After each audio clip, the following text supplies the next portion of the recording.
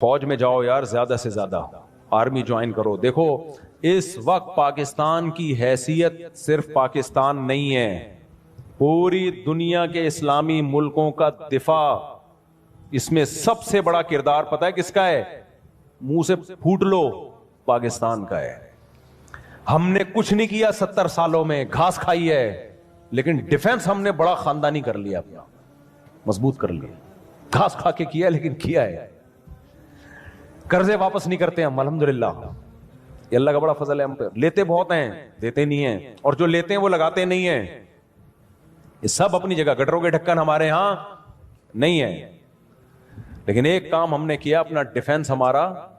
دیکھو غریب آدمی جو طاقتور ہو وہ عزت سے جیتا ہے کہ نہیں جیتا؟ اس مالدار سے جو ہر وقت ڈرتا رہتا ہو. کیا خیال ہے؟ تو اس لیے ہمارا ڈیفنس مضبوط ہے. ہم نے انڈیا سے جنگ میں دکھا دیا، اور بھی اسرائیل کتنا ہمارے خلاف ٹویٹ کر رہا ہے پتہ ہے آپ کو؟ ہمارے وزیر خارجہ نے جو ابھی ٹویٹ کیا تھا، وزیر دفاع نے جو ٹویٹ کیا تھا، تو اس پہ اسرائیل کتنا پاگل ہو گیا ہے. میں نے خود ٹویٹ پڑھی ہے اسرائیل کی، تو وہ پڑھ لو، پتہ چل جائے گا کون اسرائیل کا دوست ہے اور کون اسرائیل کا دشمن. اسرائیل تو یہ کہہ رہا ہے کہ یہ نیوٹرل ملک تھوڑی ہے، اس کو کیوں ڈالا ہوا ہے بیچ میں سلوک صفائی کے لیے؟ یہ نیوٹرل ملک تھوڑی ہے، اس سے تو ہمارا پھڈا ہے. اب دیکھو یہود نے بڑی ایمانداری سے بزنس کیا کہ ہم ایسی پروڈکٹ مارکیٹ میں بیچیں گے جو ایک نمبر ہوگی، اور بہت ساری سازشیں بھی کی. ایسی سازشیں ہوئی ہیں، انہوں نے دیکھا کہ جو مسلمان کمپنی بہت زیادہ آگے بڑھ رہی ہے نا، آپ کو یاد ہے پولکا کمپنی، ایک پولکا کے ہم آئس کریم میں کھایا کرتے تھے بچپن میں، عیدی ملتی تھی. ایسی بڑی بڑی کمپنیوں کو جب دیکھا نا ترقی کر رہی ہیں، منہ مانگی قیمت دے کے خرید کے بند کر دیا کہ ایک دفعہ انویسٹ کر دو، اچھا خاصا لگا دو پیسہ، لیکن ان کو آگے نہیں بڑھنے دو. اس کا نتیجہ یہ نکلا کہ دنیا غلام بنتی چلی گئی. اکنامکلی کس کی غلام بن گئی؟ آج امریکہ اسرائیل کو غلط کہہ کے بھی کس کا ساتھ دیتا ہے؟ مجھے یاد ہے چند سال پہلے امریکی صدر نے بیان دیا تھا اسرائیل نے یہ غلط کیا ہے، یونائٹڈ نیشن کے لا کی پابندی نہیں کی ہے، لیکن ہم پھر بھی کس کے ساتھ ہیں؟ پورے الفاظ بتا رہا ہوں میں، پھر بھی ہم کس کے ساتھ ہیں؟ مانتے ہوئے. اس کو پتا ہے، وہ اس کی مثال وہ 50-50 میں ایک آیا کرتا تھا نا، 50-50 میں ایک کلپ وائرل ہوا ہے کہ کمنٹری ہو رہی ہے کہ سلیم اللہ بہت اچھا کھیل رہا ہے اور کلیم اللہ تو کھیل ہی نہیں رہا. اب لوگ جو کمنٹری کرنے والا ہے اس سے کہہ رہے ہیں بھائی یا تو کھیل ہی نہیں رہا، وہ جو تماشائی تھے وہ چھوڑ کے جانے لگے تو غلط کمنٹری کر رہا ہے. اس نے کہا تم جہنم میں چلے جاؤ لیکن کھیل یہی صحیح رہا ہے، بھلے تم جاؤ. وہ انہوں نے کہا ہم گھر جا رہے ہیں، انہوں نے کہا تم گھر نہیں، تم جہنم میں جاؤ، لیکن یہی سلیم اللہ بہترین کھیل رہا ہے. پھر دکھایا کہ پیچھے بندوق رکھی ہوئی ہے کسی نے. تو اس وقت امریکہ کو گچی سے کس نے پکڑا ہوا ہے؟ طاقت امریکہ کے پاس زیادہ ہے، سازشیں کس کے پاس زیادہ ہیں؟ اسرائیل کے پاس. معیشت پہ ایسا قبضہ کیا ہوا ہے، گچی سے پکڑا ہوا ہے کہ ہلنا نہیں. 2 سازشیں انہوں نے کی ہیں. نمبر 1، تجارت اپنے کنٹرول میں لو. قرآن کہتا ہے وَأَخْذِهِمُ الرِّبَا وَقَدْ نُهُوا عَنْهُ، اللہ نے ان پر سود لینے پر پابندی لگائی تھی. انہوں نے دنیا کو سود کے نظام میں لپیٹ دیا. پوری دنیا کی دولت مرتکز ہو کے کس کے پاس آنے لگی؟ یہودیوں کے پاس. مذہبی ریاست بنائی جا رہی ہے. اس کی مثال ایسے ہے جیسے ہم مسجد بنا رہے ہیں اور بندوق ہاتھ میں لے کے لوگوں کو ڈکیتیاں کر کے پیسہ لاؤ، جتنا پیسہ بنے گا، جتنا پیسہ اکٹھا ہوگا ہم اس سے کیا بنائیں گے؟ مسجد بنائیں گے. تو اس سے صاف پتہ چل جائے گا بھائی تیرا مقصد مسجد بنانا نہیں ہے، مسجد کے نام پہ منجن بیچنا ہے. سمجھ میں آ رہی ہے بات کہ نہیں آ رہی؟ لیبل مسجد کا لگ رہا ہے اس کے پیچھے، کیونکہ جو مسجد جو بنانا چاہتا ہے وہ کبھی بھی حرام پیسے سے مسجد نہیں بنائے گا. تورات میں آج تک سود کی حرمت موجود ہے. اور قرآن نے بیان کیا کہ ان کو ہم نے سود لینے سے منع کیا، لیکن انہوں نے سود لینا شروع کر دیا. بڑے بڑے بینک آج کس کے پاس ہیں؟ ان کے تانے بانے سارے کس سے جا کے ملتے ہیں؟ یہودیوں سے. بیٹھے بیٹھے پیسہ جمع کرنا شروع کیا. تبھی تو میں کہتا ہوں یہ جو بڑے بڑے جنرل اسٹور بنے ہوئے ہیں نا، مال بنے ہوئے ہیں، جو بینکوں سے سودی قرضہ لے کے کروڑوں روپے پھونک دیتے ہیں، اس کے بجائے نا اپنے ان غریب دکانداروں کے پاس جایا کرو جو اپنے باپ کی کمائی سے، وراثت کے پیسوں سے دکان بنا کے بیٹھے ہوئے ہیں. یہ جو سودی نظام ہے نا، سودی نظام، اس سے دنیا کی دولت مرتکز ہو کے چند ہاتھوں میں جاتی ہے. پھر وہ چند ہاتھ ہی آپ کے باپ بن کے بیٹھتے ہیں دنیا میں. جب سے یہ بڑے بڑے سٹورز بننا شروع ہوئے ہیں، مال بننا شروع ہوئے ہیں، یہ چھوٹے موٹے دکانداروں کی جو حلال کی آمدن تھی، ان کی جو بینکوں سے قرضے نہیں تھے، جو دادے پردادے سے محنت کر کے آ رہے تھے اور اب اتنا جماعت کیا کہ ایک دکان بنا لیں, وہ سارے ایک طرف رہ گئے, اور ایک سرمایہ دار اٹھتا ہے بینکوں سے اربوں روپے کا قرضہ لے کے ایک بہت بڑی بلڈنگ بنا دیتا ہے اور بیٹھ کے نوٹ چھاپتا ہے. وہ یہ کون سا ان کی خون پسینے کی کمائی ہوتی ہے؟ تو اس عذاب میں دنیا کو کس نے دھکیلا؟ سودی نظام میں. بولو, یہودی نے دھکیلا. ان کے شاطر دماغ نے کام کیا کہ پوری دنیا کی معیشت کس کے کنٹرول میں لے کر آؤ؟ اپنے کنٹرول میں. آج اگر حاجی, ہم یہاں سے حج کرنے جاتے ہیں نا, میں نے ایک دفعہ سعودی عرب میں کسی سے پوچھا کہ یہودیوں کو یہ کھٹکتا نہیں ہے, اتنے لاکھ لوگ آ رہے ہیں, 40 لاکھ 50 لاکھ لوگ حج کر کے جا رہے ہیں, ان کو کھٹکتا نہیں ہوگا اتنی اللہ نے مسلمانوں کو عزت دی؟ انہوں نے کہا ان کو نہیں کھٹکتا, یہ چاہتے ہیں کہ 40 لاکھ کے بجائے 80 لاکھ لوگ حج کیا کریں. وجہ اس کی ہے کہ وہاں سارا مال ان کی کمپنیوں کا بکتا ہے. میں سمجھا پا رہا ہوں اپنی بات؟ ساری پروڈکٹ کس کی بکتی ہیں؟ منجن انہی کا بک رہا ہے وہاں بھی. وہ تو چاہتے ہیں 40 لاکھ کے بجائے کتنے لاکھ حج کیا کریں؟ 80 لاکھ حج کیا کریں. اللہ میاں نے حج کا جہاں تذکرہ کیا نا, وہاں تجارت کا بھی تذکرہ کیا ہے. لیس علیکم جناح ان تبتغوا فضلا من ربکم. مسلمان جب حج کرنے جاتے تھے تو تجارت بھی کرتے تھے, کیونکہ پوری دنیا سے مسلمان آ رہے ہیں. ایک ملک میں ایک چیز سستی ہے, دوسرے ملک میں وہ مہنگی ہے, تو اس ملک والا یہ سستی چیز لے گیا, یہ والا یہ سستی چیز لے گیا, دونوں پارٹیوں کو پیسہ مل رہا ہے, حج بھی ہو رہا ہے, پیسہ بھی مل رہا ہے. صحابہ کو خیال آیا کہ یہ تو ہم حج کرنے جا رہے ہیں, اس میں ہم بزنس بھی اگر کرتے ہیں تو ہمارے تو حج کا اجر ضائع ہو جائے گا. اللہ نے فرمایا نا نا نا نا نا, اگر تم حج کے ساتھ تجارت بھی کرو گے, تجارت کا فائدہ بھی ملے گا اور حج کا بھی پورا پورا ثواب ملے گا تمہیں. کیوں؟ اللہ چاہتے تھے کہ حج کے ذریعے معیشت بھی مسلمانوں کی مضبوط ہو. اللہ تھوڑی مسلمانوں کو کمزور دیکھنا چاہتے ہیں. آج حج مسلمان کر رہا ہے, گناہ بھی معاف کروا کے آ رہا ہے, فائدہ کس کو ہو رہا ہے؟ یہودی کو ہو رہا ہے. میں نے وہاں سعودی عرب میں کسی بڑے سے پوچھا, میں نے کہا یار آپ مسلمانوں کی پروڈکٹ یہاں کیوں نہیں بیچتے؟ انہوں نے کہا ایک دفعہ ہم نے پاکستان سے مرغی منگوائی تھی, چکن پاکستان سے منگوائی تھی تاکہ بلا شک و شبہ حلال ہو, ان سب کو پتا ہو کہ حلال ہے.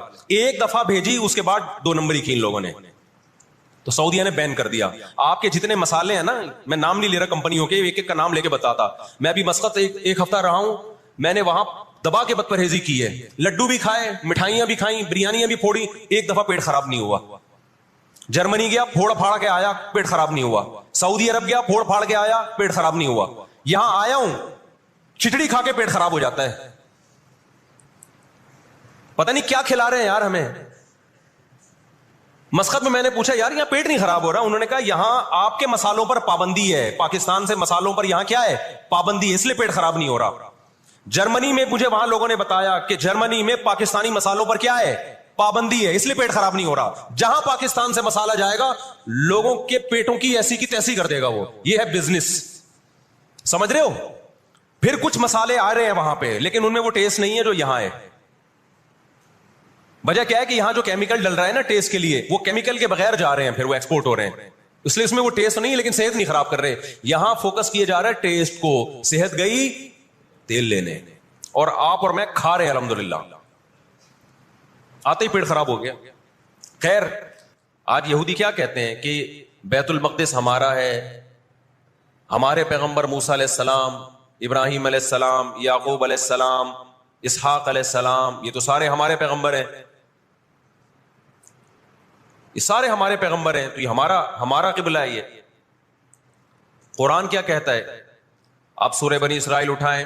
وَقَضَيْنَا إِلَىٰ بَنِي إِسْرَائِيلَ فِي الْكِتَابِ لَتُفْسِدُنَّ فِي الْأَرْضِ مَرَّتَيْنِ وَلَتَعْلُنَّ عُلُوًّا كَبِيرًا فَإِذَا جَاءَ وَعْدُ أُولَاهُمَا بَعَثْنَا عَلَيْكُمْ عِبَادًا لَنَا أُولِي بَأْسٍ شَدِيدٍ فَجَاسُوا خِلَالَ الدِّيَارِ وَكَانَ وَعْدًا مَسْئُولًا ثُمَّ رَدَدْنَا لَكُمُ الْكَرَّةَ عَلَيْهِمْ وَأَمْدَدْنَاكُمْ بِأَمْوَالٍ وَبَنِينَ وَجَعَلْنَاكُمْ أَكْثَرَ نَفِيرًا إِنْ أَحْسَنْتُمْ أَحْسَنْتُمْ لِأَنفُسِكُمْ وَإِنْ أَسَأْتُمْ فَلَهَا فَإِذَا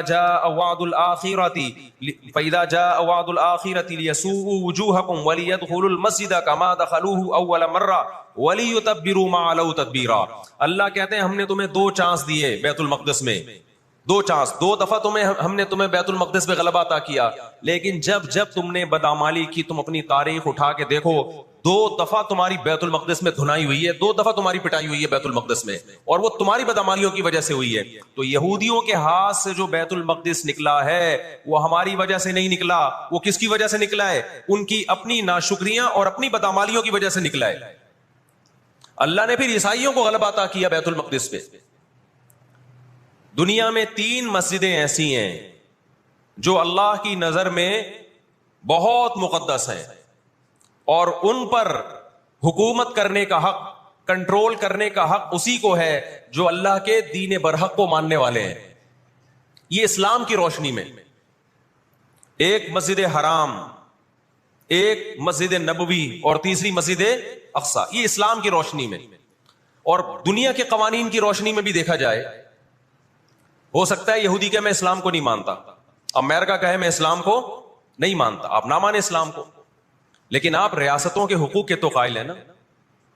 18ویں 19ویں صدی کے آخر میں دنیا میں جن جن ممالک کی لکیریں کھنچ چکی تھیں، پوری دنیا کا معاہدہ ہے، پوری دنیا کے ایگریمنٹ ہے کہ جس ریاست کو ہم نے تسلیم کر لیا ہم اس کے خلاف مسلح لڑائی، بولو نا، نہیں لڑ سکتے. مجھے ایک بات بتاؤ، آج اگر برطانیہ اٹھ کے پاکستان پہ حملہ کرتا ہے، دنیا کس کو برا بھلا کہے گی؟ بولو نا کیا ہو گیا؟ برطانیہ کو کہے گی نا. اگر وہ کہے کہ میں یہاں پہلے حکومت کر کے گیا ہوں، یہودی کہتے ہیں نا ہم نے بیت المقدس پہ حکومت کی ہے لہذا ہمارا حق ہے. بھائی حکومت تو برٹش نے بھی کی ہے پورے بر صغیر پر، لیکن آج کیا برطانیہ کو اجازت دی جائے گی کہ چونکہ آپ پہلے ہندوستان پہ حکومت کر کے گئے ہیں لہذا آپ دوبارہ بھی اٹیک کر سکتے ہیں؟ کیا دنیا کے کسی قانون میں اس کی اجازت دی جا سکتی ہے؟ یہی کہا جائے گا بھائی ونس اپون اے ٹائم، اب جب ایک کنٹری بن گیا ہے اور آپ نے اس کو ایز اے کنٹری تسلیم کر لیا ہے، دنیا نے تسلیم کر لیا ہے، اب اس کی لکیریں کھنچ چکی ہیں، اب اس سے 1 انچ بھی دنیا میں کسی کنٹری کو اس سے آگے بڑھنے کی اجازت نہیں ہوگی تو یہ بین الاقوامی لا اور بین الاقوامی قانون کی روشنی میں جرم سمجھا جائے گا. یہودیوں پر ان کی بدعمالیوں کی وجہ سے قرآن کیا کہتا ہے؟ غربت علیہم الذلہ، انہوں نے پیغمبروں کو قتل کیا، انہوں نے موسیٰ علیہ السلام کو صرف ستایا نہیں، بے انتہا ستایا، اتنے سارے معجزے دیکھنے کے باوجود. انہوں نے عیسیٰ ابن مریم کو اللہ کا بیٹا کہا، عیسیٰ ابن مریم کو معاذ اللہ ولد الزنا کہا، حالانکہ ان کی اپنی کتابوں میں آج تک عیسیٰ ابن مریم کی گواہی، ان کے نبوت کے علامات موجود ہیں. آپ کو پتہ ہے یہودی مدینہ میں کیوں آباد ہوئے؟ آخری نبی کے انتظار کے لیے، ورنہ مدینہ اور یہودیوں کا آپس میں کوئی لنک بنتا نہیں ہے. یہ لوگ جایا کرتے تھے سفر کر کے، راستے میں مدینہ کا نخلستان تھا. تاریخ کی کتابوں میں لکھا ہے کہ انہوں نے دیکھا کہ آخری نبی محمد صلی اللہ علیہ وسلم جس علاقے میں آئیں گے، نبوت کا اعلان کریں گے، وہ اس تمام علامات اس علاقے میں پائی جاتی ہیں. لیکن نبی صلی اللہ علیہ وسلم کے دنیا میں آنے کے بعد جیسے انہوں نے اپنی کتابوں میں عیسیٰ ابن مریم کا تذکرہ ہونے کے باوجود ان کا انکار کیا حسد اور جیلیسی کی وجہ سے، اسی طرح انہوں نے محمد صلی اللہ علیہ وسلم کی نبوت کا انکار کیا. قرآن کہتے ہیں اس کی بیس بھی کیا تھی؟ حسد اور جیلیسی. دیکھو اللہ کا قاعدہ ہے کہ دنیا میں جو حد سے زیادہ آگے نکلنے کی کوشش کرتا ہے نا اپنی اوقات سے زیادہ، حق علی اللہ الا یرتفع شیء الا وضعہ، نبی صلی اللہ علیہ وسلم نے فرمایا اللہ نے اپنے اوپر یہ بات لازم کر لی ہے کہ جو چیز بھی حد سے آگے نکلے گی اللہ اس کو زمین پہ گرا دے گا. آج بھی آپ نے دیکھا ہوگا نا بہت سے لوگ ہر وقت میں کرتے کرتے تکبر سے دماغ خراب ہونے لگتا ہے. اللہ کی قدرت حرکت میں آتی اور اللہ ایک ہی دفعہ میں نیچے پٹکتے ہیں اس کو. نبی صلی اللہ علیہ وسلم نے فرمایا اللہ تعالیٰ کہتے ہیں الکبریاء ردائی، تکبر میری چادر ہے، جو مجھ سے اس چادر میں شرکت کی اور الجھنے کی کوشش کرے گا